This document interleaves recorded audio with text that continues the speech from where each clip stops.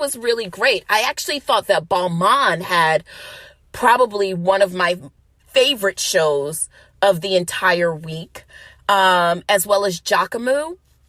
I was really excited about the show and the work that they delivered as well this week, which was a co-ed showing of their spring or summer fashions, or whatever the case is. Also this week, Comme des Garçons. Did any of you guys see their show? And those god-awful Tyler Perry braided back wigs? What the fuck was that? Now, mind you, this is the same Comme des Garçons, which back in 2018 had, for the first time in 20 years, allowed for black models to be in their runway show. Now, I don't know who is the hair and makeup people behind this latest Comme des Garçons show. If you have not seen these god-awful Medea wigs, these braided monstrosities, please go back and look at it. I think that if you are going to appropriate culture for the flex of fashion, at least do so in a way that pays homage to us. Don't do no janky shit, please. So also this week in fashion, Ralph Lauren came under fire for a pair of $350 pants, which contained the insignia of the Phi Beta Sigma fraternity, historically black fraternity, on the pant, as well as a mixture of like a Mason sign, a Freemason sign on the back of the pant. The team behind Ralph Lauren has since apologized and vowed to pull the pants. Here's my thing, and here's oftentimes my thing when it comes to these designers and what we see in terms of retail. So as it goes from design to production to retail, there are so many there are so many people that this pant had passed through their hands. So many fucking people. And I know a lot of us, because I have worked in retail and in fashion, I know that a pant like that doesn't just get created last week or a couple of weeks ago and, the designer just gets to do their thing and then it just goes to production. Many people are viewing a line in its entirety, viewing the pants in its entirety. And one of the things that I realized is Ralph Lauren is not one of those organizations that does not have people of color working for them. I know this for a fact because a friend of mine works for Ralph Lauren. So I know this for a fact.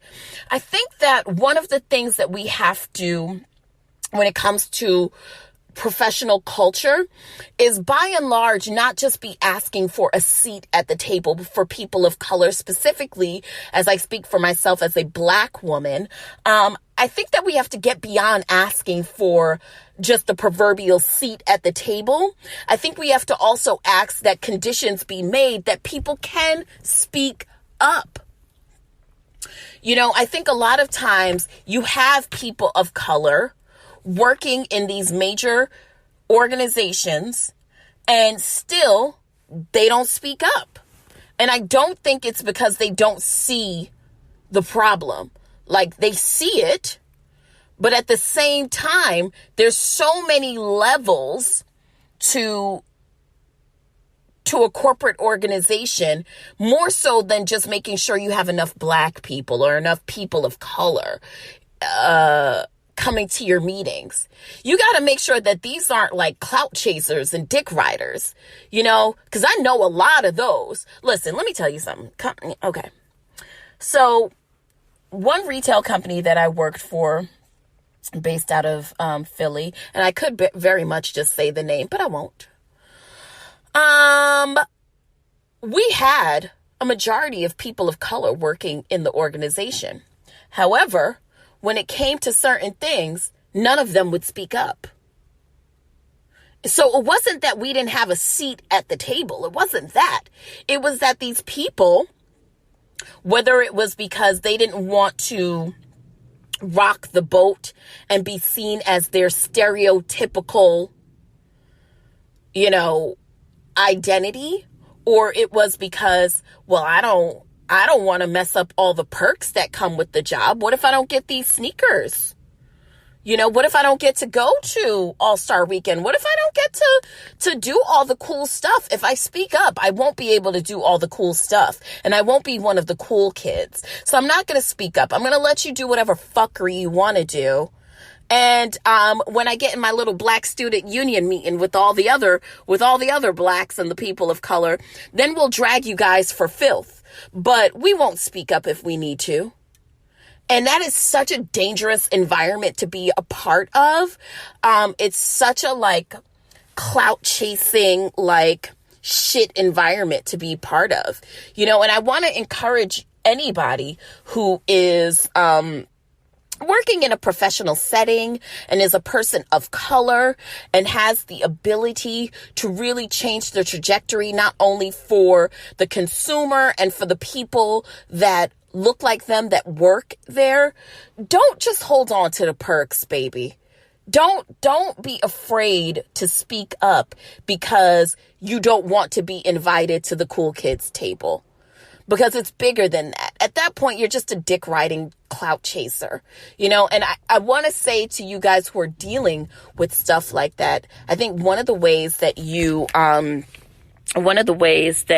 can perhaps deal with something like that is just by being honest with those people, you know what I mean? Or just having a simple conversation. I don't think there should be anything that you should be afraid of approaching when it comes to the professional setting. You spend more time there than you do with your family. So you want a place that is nourishing to your soul. And a lot of times I know that that's easier said than done because you have bills to pay and you got things to do and what have you. But I think that it's so underestimated what communication can do to change things. You know how they say prayer changes things? So does communication. Okay. What else do we have to get into, you guys? I'm just trying to think. Hey, did you guys? Oh, wait, before we go there. So for all of you girls that did not receive the orange trunk and or orange box this week, you're not alone.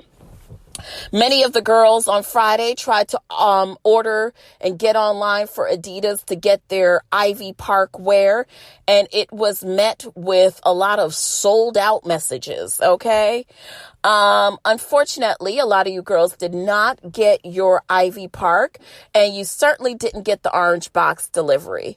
Now, I thought that the rollout in terms of the seating seating is a term that is used in the retail and fashion industry to gratis the product to people of influence in order to drum up more popularity to the everyday consumer. So basically, by and large, niggas who can afford to go out and buy the shit will receive it for free so that you, who is an aspirational consumer, can then go and spend your hard-earned money on it. Now, I know that the beehive is going to sting me for this, but y'all, I'm one of you. However, I'm not one of you to the point that I'm willing to bypass this.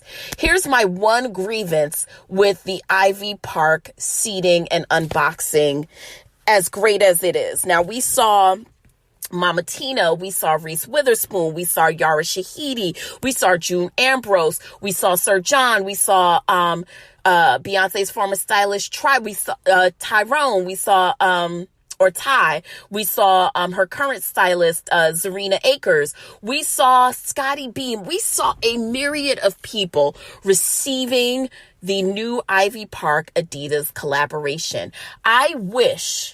I just wish for the life of me that we would have been able to see just one regular person receive it. Just one Beyonce fan, just someone who could not afford it, someone who just is not of influence. Nothing would have made me happier than to see maybe 5 chosen fans who, by and large, they are not influencers, they're not actors, they're not rappers, they're not stylists, they're not industry insiders, just regular people receiving the orange box. Now, for me, that would have meant much more, only from the standpoint of I'm really getting sick of the influencer culture. I'm getting sick of it. I'm getting sick of us having to look at, and I say us, you, me, the rest of the brokies. I say that to say that I'm really getting sick of us having to basically watch people who can afford this shit, receive it, rub it in our faces, and then carry on. And then Friday, we are left to make sure that it's a success. Now, because the line sold out in a matter of time, it's a success. It went really well. The strategy all but worked. But I'm telling you that it would have sold out regardless if, Scotty Beam didn't get a box. It would have sold out anyway. Because we love Beyonce, okay? And we support her. I think the line looks great. What about you? What do you think about the line? I love the color patterning. I believe that, Beyonce is a very diabolique young lady. Nothing is happenstance for her. So even the colors of it, just the way that it looks on Black people, I know that all of that is very purposeful, and I love her for that. And I love her for always thinking about the brown get down. I love it. But again, I just wish that, it wasn't just a bunch of influencers receiving the package. I think it would have been way more better publicity, but that's just my opinion. In other sad news for you girls, so it's being alleged that Instagram will begin to label Photoshop images with the label false information. Bitch, gag. Gag, girl, gag. Now I don't know this to be 100% true, but it is being reported that Instagram, through the use of user information as well as other technologies, they are going to determine whether some images have been photoshopped, and those images will be labeled false information. Now, for some of you girls, bitch, that's going to mean a lot. I mean, I don't know, and not for nothing, this is not a read, but I know that some of those Lori Harvey Jamaica images, some of those images, I'm not even going to say a name. What I'm going to say is some of those images, some girls looked, like snatched in one image, and then the next image, it was like, is that the same person? Because, is it angles or what's happening here? So much for that. We'll see what happens. Last but not least, did you niggas watch this Aaron Hernandez Netflix documentary? Inside the Mind of a Killer, Aaron Hernandez, or whatever it was titled. First of all, shout out to the producers and the makers of this documentary. I thought it was genius. I thought it was really great. Having been old enough to remember, because this trial really is no more than maybe 3 years old at the most.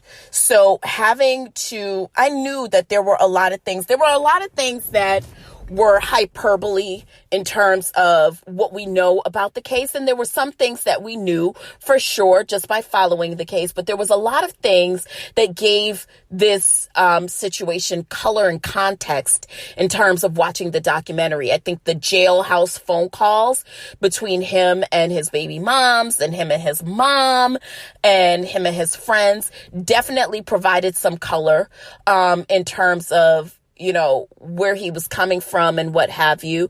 I think also the importance of his familial history. And I didn't even know that I didn't remember that he had a brother. I did not recall really hearing too much about him and, his dad's relationship and the fact that his dad was a really violent person and having to deal with that. And I definitely did not recall the fact that his mother, immediately following